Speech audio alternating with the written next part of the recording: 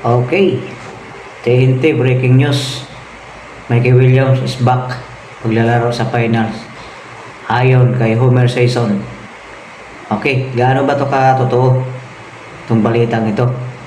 Okay, panoorin natin ito pagkatapos ito. Intro.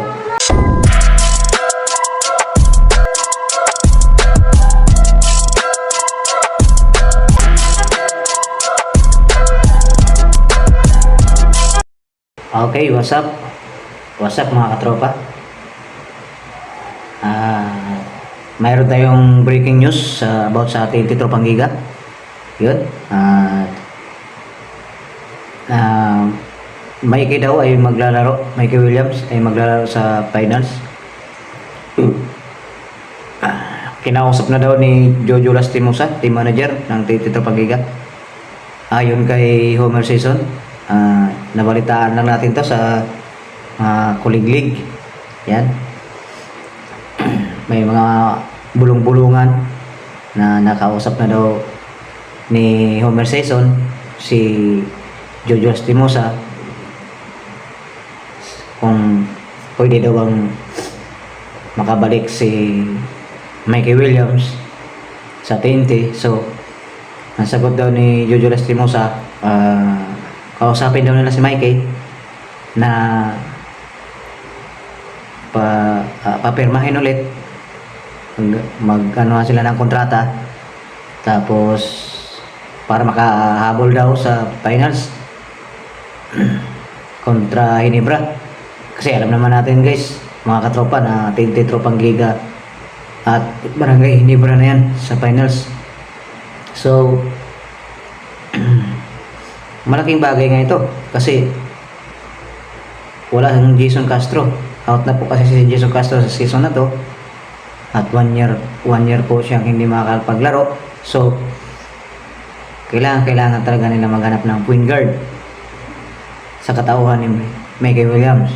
So kung mag-demand to si Mikey Williams na malaki na sweldo, wala silang magagawa kundi tanggapin to kasi kailangan nila na magkaroon ng reliable na point guard sa katauhan ni Mikey Williams.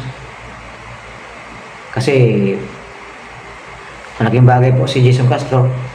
So yun nga po, out na po siya sa season na to at sa Philippine Cup. So kailangan nilang si Mikey. So gaano ba to katotoo itong balitang to? Si Mikey Williams ay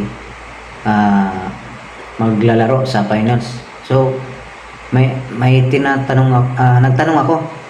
po ako sa mga katropa, sa mga analyze basketball, na pwede bang ma-activate si Mikey Williams ng TNT Tropang Giga na finals na. So ang sagot nila, pwede naman daw po yun kasi hindi naman daw via trade ang magaganap, kasi yung rights ni Mikey Williams ay nasa TNT Tropang Giga. So parang i-renew lang daw yung kontrata. So pagka na-renew yung kontrata tapos pumirma si Mikey Williams, pwede na daw i-activate yun. So makakahabol si Mikey Williams ngayon sa finals. Napaisip ako, so pwede pala yun. So malaking bagay nga po yun, sabi ko. So yung nga katropa, sana magkatotoo ito na makabalik si Mikey Williams, makahabol sa finals, at sana pumayag siya na magkasundo sila ni team manager Jojo Lastimosa at buong team ng TNT Tropang Giga na maglaro si Mikey Williams at i-welcome nila ulit. Alam ko na pinagsisihan na rin siguro ni Mikey Williams yung kanyang mga desisyon sa buhay dati, na siya ay nag-awol nag-demand ng malaking sweldo. So sana, hopefully mga katropa, pumayag si Mikey Williams sa usapan nila. Nawa ay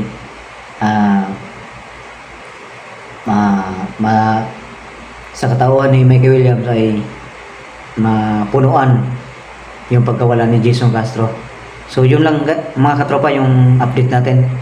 Medyo maiksi lang to kasi yun nga nabalitaan na natin kay Homer Sison na yun nga pwede daw maglaro si Mikey Williams sa finals kung hindi pa man ang makalaban ng Tito Pangiga. So yun lang po, maraming salamat at pa-shoutout na lang po sa ating mga Tito Pangiga fans. Yun, makikita nyo dyan sa screen na mayroon po tayong ilalapag dyan mga nanonood sa atin, mga katropa natin. Yan. Ayan guys, basahin nyo lang kung ano pangalan. Yan.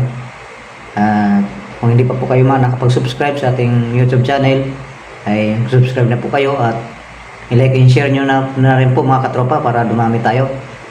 So yun, sana pumayag si Mikey Williams. Ayun lang mga katropa, maraming salamat.